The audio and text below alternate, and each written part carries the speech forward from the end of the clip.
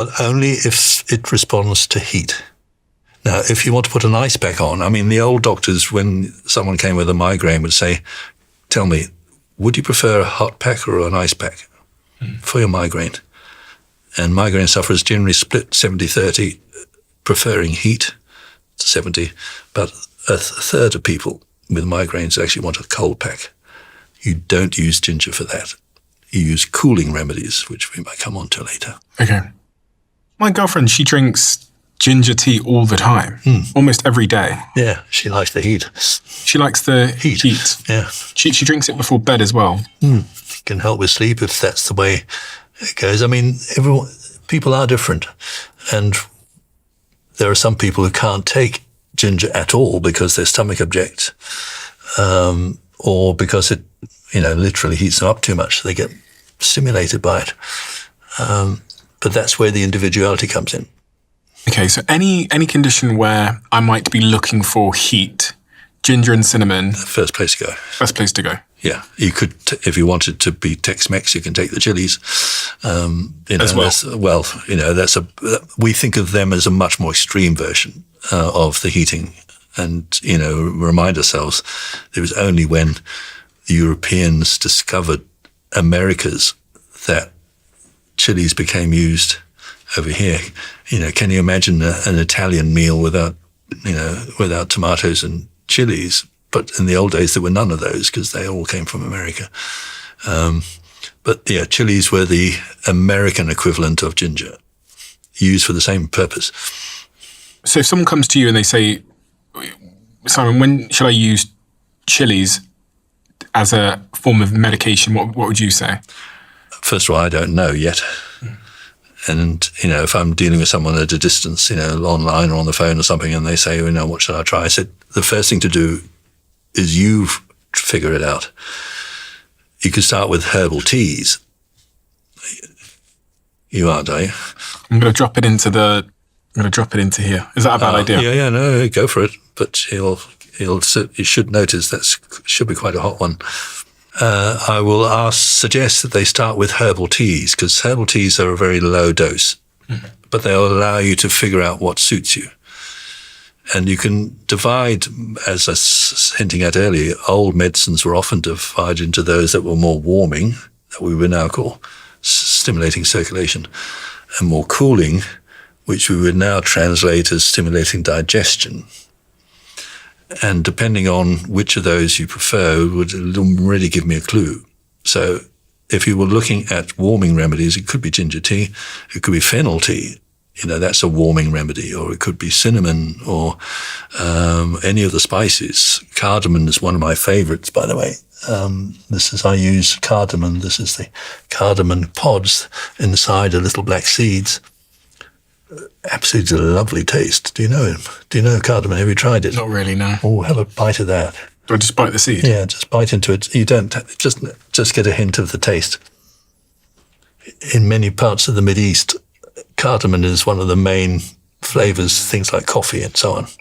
Reminds me of I was going to say Indian food that I've had. Yes, used a lot in India. And in China, it's a convalescent tonic, so they use it when people are building up their digestion after being ill for a long time. They will often use cardamom. It's one of my favorite remedies for that. When people really run low, their digestion isn't functioning. It was appeared in one or two of these stories I've got here, because I prefer that to most of the other spices when I need warming, as I said before, but also sustaining and nourishing. So you ask them, do you prefer teas that are warming, or would you like something more cooling? Now, one of the most cooling remedies that people know about is this, which is mint. That's spearmint. The best one is peppermint. Ooh. It's got a lovely smell, hasn't it? Yeah. That has always been thought of as cooling. And it's a simple test. Would you prefer ginger or peppermint tea? And already you're beginning to narrow things down a bit. The main cooling remedies throughout history, from the very beginning, and in every part of the world, you'll find them saying exactly the same thing. The main cooling remedies, so-called, are the bitters. and they taste really bitter. When you say cooling, you mean I feel hot, so I want something to cool me down. That's right. And there's certain conditions where I'll feel hot. Fever. And And they were often used to manage fever. Okay. And you remember when we were young, we were told, if you've had a big meal, don't go swimming. Oh. You weren't told that. I can't swim, so no, there you go. The advice but that was one of the things that, some of us in my generation at least were always remembered. We were told, if you've got a big meal, it's not a good idea to go swim because the blood's moving into the digestion, and you won't get as much as you want where you need it in the limbs. And that's, it's true. When you're digesting, a lot of blood investment, shall we call it, is going into the digestive system because there's a lot of work needed to break down this food, turn it into something useful. It is an investment.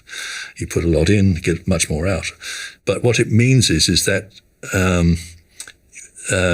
digestion is all about, I'm just being a bit loose here with the language, but it's not about language. It's like bringing blood into the core.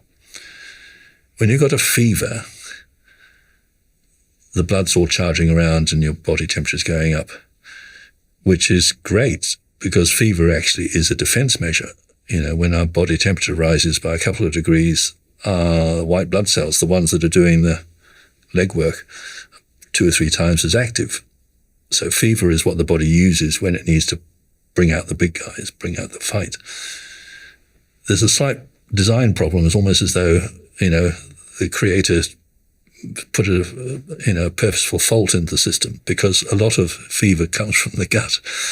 They get gut infections. That's one of the main places. And at that moment, all the blood's going out here and you want more of it going in, more digestion, if you like.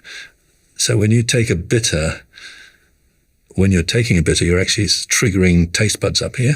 A bitter, something that tastes bitter. Are there any plants that are bitter? Yeah, bitter plants are very common and were highly valued in the old world. In our times, probably the most bitter plant that people used in European terms was something called wormwood. Now, you may not be familiar with that word, but the French for wormwood is vermouth. And you think of the use of a drink before a meal. Mm-hmm. The idea was they used to call it an aperitif, something that stimulated your appetite. Mm-hmm. So they would use bitters to improve your appetite, and a low level of wormwood would be one of them. Dandelion and burdock are 2 other bitters, which we now have as a soft drink, particularly in America. And we know that bitters do switch on the appetite, so we sometimes use them when appetite is poor. And, there's all sorts of reasons why you've got a low appetite, but bitters can really help, particularly if you're recovering from an illness. They can help with getting the digestion juices flowing and the appetite up. Because they bring blood to the digestive system. Well, they do all sorts of things, actually. When you switch on these receptors in the mouth, these taste buds, they're hardwired and they produce hormones down here in the stomach that switch on all sorts of things and effectively increase digestive activity, which involves more blood coming into the area. So, yes. Let's imagine you're living in some part of, the desert area in the Middle East. You're eating a sheep or something that hasn't seen a refrigerator and is a bit dodgy, and you think after a meal, you turn to something easily available in that part of the world. It's a plant called Caffea arabica. We call it coffee. You ground the coffee into a sludge at the bottom, pour a bit of hot water, and drink that straight. That's a bitter. So if you ever had an espresso without sugar, that's a bitter. Okay? And that was used as a digestive. In other words, after you're eating, it would help cope with some pretty rough food. So bitters were always seen to be good for your digestion and appetite. And in fever, that actually meant lowering your body temperature. And we can see that happening. It means that some of the anger out here just gets sublimated into digestion. So that was where the bitters got their cooling reputation. And we can now laugh at this is all medieval nonsense. But the point that I keep coming back to when I'm seeing patients, I start with that blank sheet of paper. It's because the only test of what these do to you is to take it. And as you notice with your ginger and cinnamon, you don't need long. You've got it there straight up. And, if I give a bitter to somebody, and, someone is really bitter, they will know within an hour or so what effect it's having. If you're starting a business, that means you're one person doing the workload of probably about 50 people. When I first founded this podcast, I had no idea that I was about to step into 100 different roles that I'd never trained for, things like researching and production and scheduling and branding, all of it, all at once. And this experience isn't unique to me. But for millions of founders around the world, the tool that changes all of that is our sponsor, Shopify. Shopify now powers 10% of all US e-commerce, from names like Gymshark and Mattel to first-time founders just getting started. It's like having your very own design studio, content creator, and marketing team in one, with hundreds of online store templates, AI tools to create product pages, and easy-to-launch email and social media plugins. Behind the scenes, Shopify manages your inventory, international shipping, and even your returns. So if you're ready to sell, sign up for your $1 a month trial at shopify.com/Bartlett. That's shopify.com/Bartlett. $1 a month. No way. On this point of antibiotics, I've heard you talk about vitamin D, vitamin C, and zinc as a potential alternative to jumping straight from. Not straight alternative, but in improving your natural resistance, particularly to viruses and such like. Okay. Then there is evidence for both vitamin D and vitamin C, but also zinc as backups in supplement form. That do seem to add to your resilience in the face of infections. I'm quite concerned because, I've got dark skin, and in the weather that we live in here in the UK, when I am in the UK, I worry that I won't get enough vitamin D. Are these quote unquote supplements important, do you think? What are the supplements that you think are imperative? None. Not for everybody, but there are certain situations. I think vitamin D is a good one, and it's not just people with dark skin that have a vitamin D deficiency. It's pretty widespread in darker countries, if we can call our weather, and that where there's not enough sun. Vitamin D deficiency is quite widespread, and increasingly doctors do suggest you have vitamin D supplementation through the winter, particularly. Even just having a 15-minute outdoors with the sun will give you a fairly hefty amount. Do you supplement? Not myself. No, I don't. Haven't spotted a need. But that doesn't mean that I don't recommend supplements to people where there is a need. Mm-hmm. And garlic? We've got garlic there. I was wondering if that has an antibiotic role.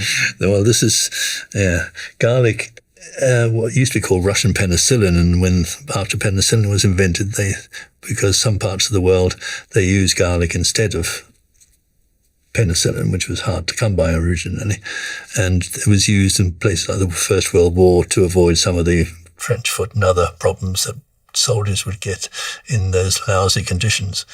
Garlic, when talking raw now, is a very powerful prebiotic. In other words, it helps the gut flora, the good guys down here in the microbiome. And there's evidence to show a lot of these other ones do as well, but garlic is particularly strong. And when I'm dealing with a disrupted gut flora, a microbiome, I will sometimes refer to raw garlic as a treatment.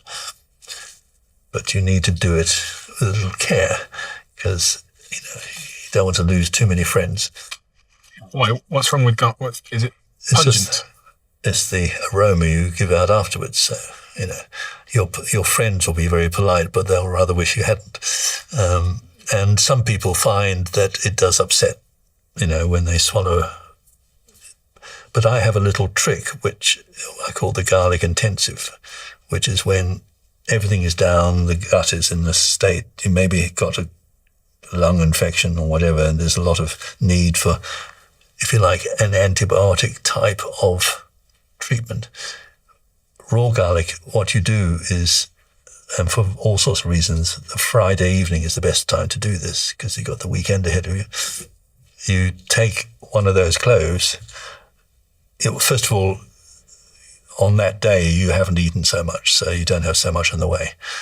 Then you take one of these cloves, you peel it, chop it up, small pieces, and swallow it with water. You don't chew it, just chop it up and swallow with a little bit of water.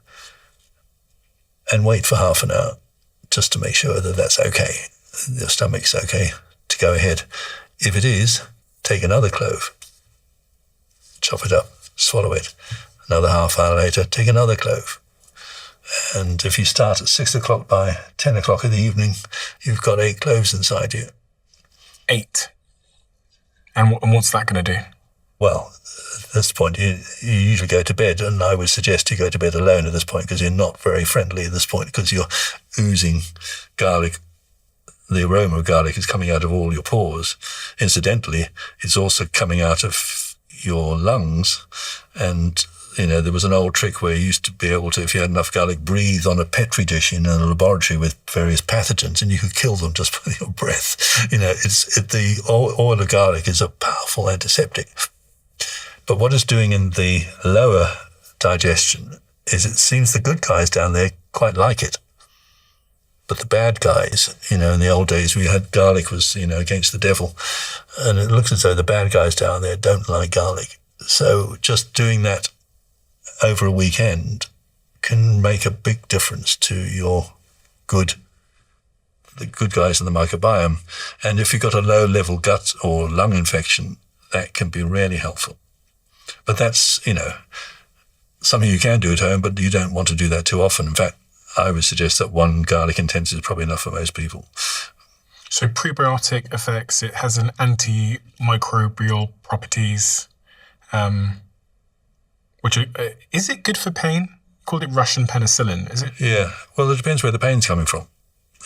But if your pain is a cough or a chest infection, yes, particularly good for chest infections. Some people do use it for arthritic problems. It will depend on what's causing the arthritis. It's very hard for me to say one of these things will do it for everybody. It won't. It will do it in certain situations. And what we learn when we're dealing with plants is that you're the boss. You find out for yourself. All people like me do is say, well, give this a try. This is worth trying. This is valuable. Why don't you give it a go? How do you think about chronic pain? There's so many people living with a variety of different types of chronic pain. It affects 51.6 million people, I believe, just in the US alone. Yeah. And the most common forms of chronic pain are conditions such as arthritis or migraines or lower back pain or other types of nerve damage. Yeah. Roughly 75 to 85% of Americans will experience some form of back pain during their lives. When I think about this big array of plants that are in front of me and other plants, what is